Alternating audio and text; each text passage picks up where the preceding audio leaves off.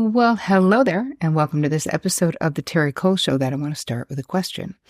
Do you ever say you're going to start working out or eating better or going to bed earlier or you're going to start meditating next week, but then you don't actually do it, right?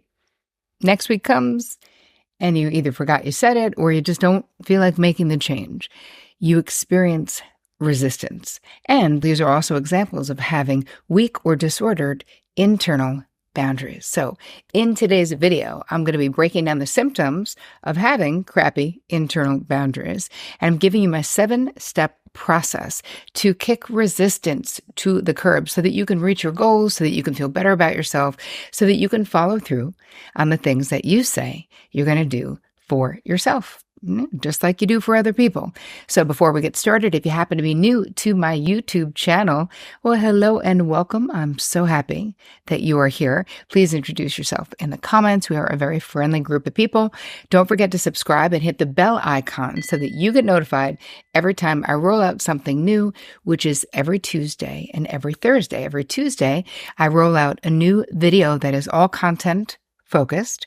And every Thursday, I roll out a new video that is an interview with some expert in the field of many different things. A lot of it is mental wellness, though, because that is my interest and I'm a psychotherapist. All right, let's move it on into today's content, shall we? I think we shall. So let's talk about internal boundaries, right? Strong internal boundaries, they support our ability to do what we say we're going to do, to keep our word, to postpone gratification, to make healthy choices, right? That can lead to our actual dreams in life becoming our reality. Because it takes that amount of, it's almost like a self-discipline to a degree to follow through. It's a certain amount of doing what you say you're going to do and really being able to rely on yourself, right? Knowing that you can trust yourself. I remember many years ago when I was in therapy, I was having all of these realizations, obviously, about the way I was, the way that I was living, the things that were causing me pain, how I was feeling. And this was one of the topics that my therapist brought up, is how I was kind of someone who didn't necessarily keep their word. Not to myself, especially when it came to drinking. This is before I stopped drinking, and I would be like, I'm going to cut down next week. I'm going to drink less. I was in college, mind you, but still, I definitely had a drinking problem, hence why I stopped when I was 21. But I was always sort of making the promise for later. I was going to start eating better later. I was going to start, exercising later. But I also didn't keep my word to other people either, right? I also overpromised and under-delivered, especially when it came to social things where I would make plans with literally like 5 different groups of people when I was in college, knowing I really am only going to be able to make it to one of those experiences. And so it wasn't just having bad internal boundaries. It also was having bad external boundaries because I was relating to other people in a very similar way. And my therapist said something to me that really impacted me, and I think at the time embarrassed me as well. I was telling her a story that I lied about why I was late for work. And I didn't say I lied, right? I didn't say it as clearly as that. I said, oh, I overslept. And it was, again, because I was hungover. I overslept. And so I just told work that I had a flat tire and that I got it together and I got there. I was still 45 minutes late, but I made it or whatever. She didn't really say anything then. But then we keep going on with the session. At the end of the session, she says, okay, so what did we establish today? We established that you're a person who lies. And I was like, wait a minute, what? What happened today that I missed? We established that I'm a person who lies? And she was not wrong. And it wasn't that I was just lying to other people in not taking responsibility. I was also lying to myself, right? Why did I think it was okay to say I had a flat tire when I didn't? That is being dishonest. But there was this lack of taking responsibility. And a lot of that shifted when I stopped drinking. A lot of my disordered boundaries and behavior was because I had a drinking problem, and that really heavily influences you socially in all of those different ways, obviously. So I want you to think about for yourself, Do you proclaim that you will change unhealthy habits and then fail to follow through? And don't worry, I'm going to give you, in the guide that I have for you, I'll give you these questions. I'm just asking because I want you to bring them to your mind right now. And the guide you can get at terricole.com/guide. So you don't have to do it now. But I want you to think about, is this true for you? Do you proclaim that you will change unhealthy habits or quit a bad relationship or get out of a shitty job, but then you don't really follow through? It's like you complain about it, but you don't do anything about it. Next question to consider. Are you frequently plagued with feelings of guilt, remorse, or worry that you said or did the wrong thing in any given situation? Like, does it come back to you where you're sort of ruminating about like, ugh, why did I say that in that conversation? Third question, and these are all indications of having disordered internal boundaries.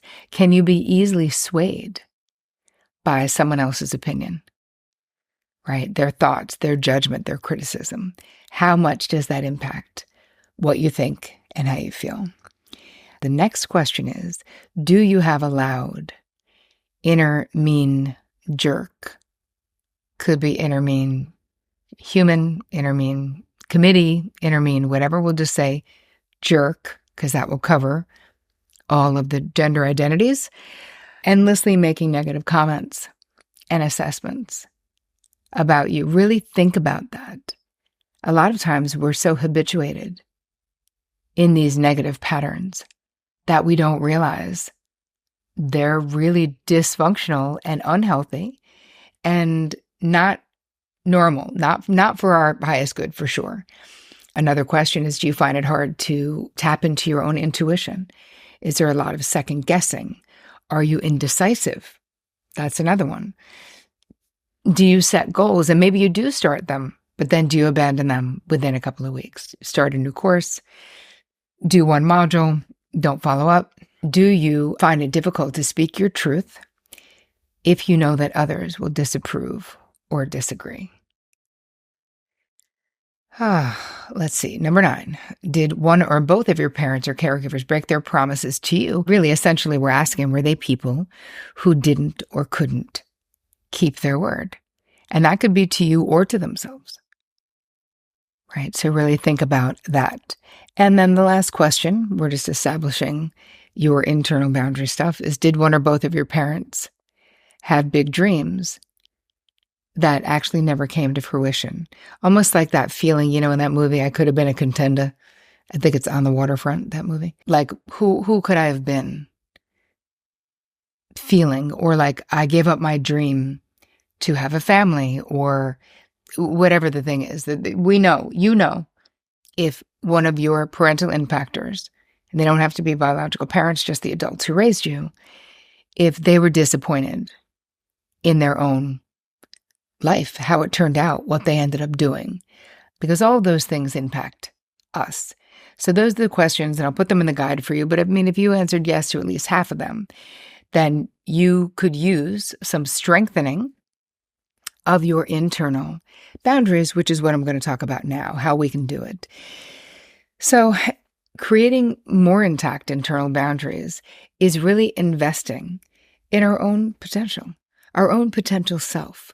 Like, you don't want to end life wondering what you could have been, what you could have done, who you could have become, right? Like, this life is to be lived, and your dreams matter. How you feel matter. What you want matters.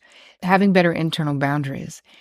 Now you start to see who you might become when you can follow through. When you can actually follow through for yourself and others. Getting over the resistance to change is so major. Being willing to be uncomfortable for a while, right? That's part of the plan. When we change, it's uncomfortable. And part of the reason we don't follow through is resistance, which I'm going to talk about now. But you know that it is possible to create new, better, different habits and stick to them, right? You know it's possible because people do it all the time. So quickly, I'm going to just give you the 7 steps, which all this will be in the guide. Get information before you want to change something. Maybe you want to change careers. Maybe you want to get involved with running or whatever. Do your research. before starting a new habit, right? Before setting a goal, think about what it is that you want to do, but don't just sort of spontaneously decide you're going to do it. I think it's really important that you find out what's involved with what it is that you want to do. Then realistically ask yourself, right? Does it fit into my life? Am I willing to do what is needed to be successful?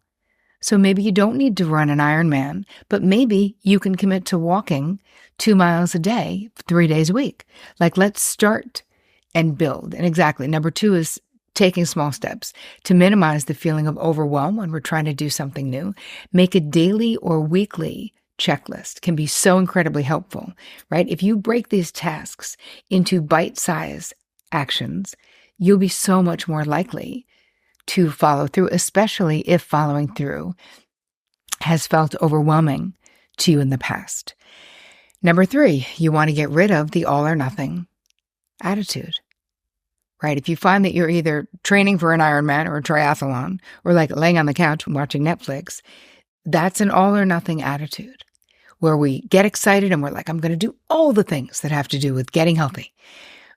Right? When we're in that all phase, it's all consuming, it's all exciting. But then comes the nothing phase, where the new habit or the goal gets left to die in the nothing phase. So slow and steady. That's why baby steps, I always talk about like small steps are the foundation for real transformation, for sustainable change. They really are. And I'm not saying we don't sometimes need to make bold moves. We do. But if we really want to change, consistency is key to being able to change ingrained behaviors and patterns to change your life. Number 4, think about getting an accountability buddy. This can be incredibly helpful. Asking a close pal or someone who has a similar interest. I do this with my sister about working out every single day. I work out probably 6 or 7 days a week because I love it. And every day, my sister and I get up early. We text each other, all right, what are we thinking about today? We almost always do Michelle Brailer's work because she's on YouTube and we're members of her community, but she also has a million free things. If you don't want to be a member, go to her YouTube channel. It's so amazing. It doesn't matter what kind of workout you like. She's got something for everybody. But I promise you, my sister asking me what I'm doing on the mornings when the answer is, I don't feel like doing squat, it really does motivate me to do it. And I feel she understands me. She'll be like, if you're really tired, I did this great stretch and just a 15-minute jump on the trampoline. Like, there's something about having an accountability buddy that for me, has so much to do with success. And I'm also an extrovert. So I like doing things with other people and feeling like I'm in it with them, you know? Okay. Number 5, visualize success. Right? On a regular basis, visualize being successful by accomplishing that goal, whatever it may be. Feel the feelings of having completed your desired goal. Visualize this process of visualization. This is as old as time. This is, there's the book of visualization, creative visualization. I think it was written in 1971. Like, this is not new. And it's not even new for this century or even last century. Like, lots and lots and lots of very successful people. And they call it the law of attraction. They call it manifesting. But there is a power in your brain. I love looking at it from a neuroscience point of view of, your brain really can't distinguish between, like, if you're going through the golf course, let's say, in your mind. I had this woman at the gym once telling me that she couldn't stop hitting her ball into the lake. And this was years ago. And the first thing that came into my mind, I was like, well, I have an idea. Why don't you just visualize all day long before you go golf? The first thing you do when you wake up, visualize hitting it over the lake, over the lake, over the lake, hitting it on the green, getting it near the hole, like hitting it. And the next time I saw her, and this was not a true believer, this lady was like, what? She's like, that was the weirdest thing. I mean, I'm sure it was a fluke. That's what she said. But since I've been doing this thing that I don't even believe in, visualizing, going over the lake, I have not hit my ball in the lake. And I'm like, well, we can say there's, no coincidences. You can believe it has nothing to do with it. That's okay. Believe whatever you want, but she's doing it. So my feeling to you is whether you are subscribing to visualization as something that's powerful or not, why not try it? Feel the feelings of having what you want. And of course, you still got to take steps towards your dreams, obviously. Another thing is you really have to quiet the inner mean committee. Like, that doesn't help us when the going gets tough, when you want to quit, when you don't feel like doing it. Whatever the mean person, the jerk inside is saying, we just need to block it out. We're saying supportive and kind things to ourselves. We are treating ourselves like the beloved that we must be if we are to make happy lives. We must be our own beloved. We must be. So that is really counter to having a really rude inner mean jerk. So be mindful. Don't just let the jerk say whatever they want. You get in there and you replace it, right? This can really have a positive influence on how you feel about yourself and how you feel about life in general. And the last thing to think about with this is take responsibility, right? Most of what occurs in our lives is a direct result of our choices. Not everything. Some of us are born into war-torn countries, and so not everything. But I'm talking about what we can control. When you take full responsibility for your actions, you really start to take agency over your one and only amazing life. The only way to do that is to take responsibility. It is so powerful. It is a radical act of self-love. There are so many choices that you can make right now to up-level the quality of your life, of what you're experiencing. If you feel unmotivated, I hope that this podcast, this episode, is giving you a loving kick in the tush to get moving, right? And I'm not talking about, don't focus on the crap that's out of your control, because of course there's always going to be that. But there is so much that is in our control. So I hope that these 7 steps, which you guys can get at terricole.com/guide.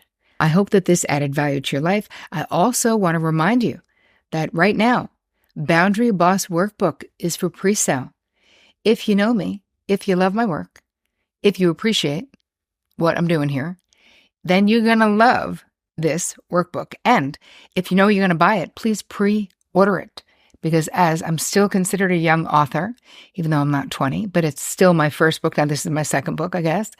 Pre-sales really do matter because it tells the booksellers that there's a want for this book, that you guys are going to buy it, that it's valuable. So please go anywhere fine books are sold. You can go to your independent booksellers, go to Amazon.com and buy Boundary Boss Workbook. It's literally called the Boundary Boss Workbook. And then you will come back and we have all these beautiful bonuses for you. So you'll come back to terricole.com and it'll tell you what to do with it. Anyway, thank you. Let me know your thoughts on internal boundaries and resistance. I want to know. I hope that this added value to your life. And as always, take care of you. Thank you for your questions and your comments. Thank you for being here. Thank you for being so active. I appreciate it. And I love to highlight your comments. So Albatross 0175 under the video, Emotional Invalidation in Relationships, What You Need to Know, says, I so wish I had these tools when my mom died over 40 years ago when I was 21. No therapist, and there were many, ever gave me what I needed to fully understand and manage my life forward properly with filters and boundaries. My VIP section and honoring myself. You, Terri, solely gave me the recognition that I no longer need to externalize for my joy and validation. And whoa, what a game changer that is. I walk around smiling to myself every day, all day long. And now that I resonate on a different frequency, I've released people or they've chosen to move on. And I'm so okay with that. So thank you. I love everything that you do. Well, I appreciate you taking the time to write that beautiful and illuminating and incredibly hopeful comment. So thank you, Albatross 0175. I appreciate you.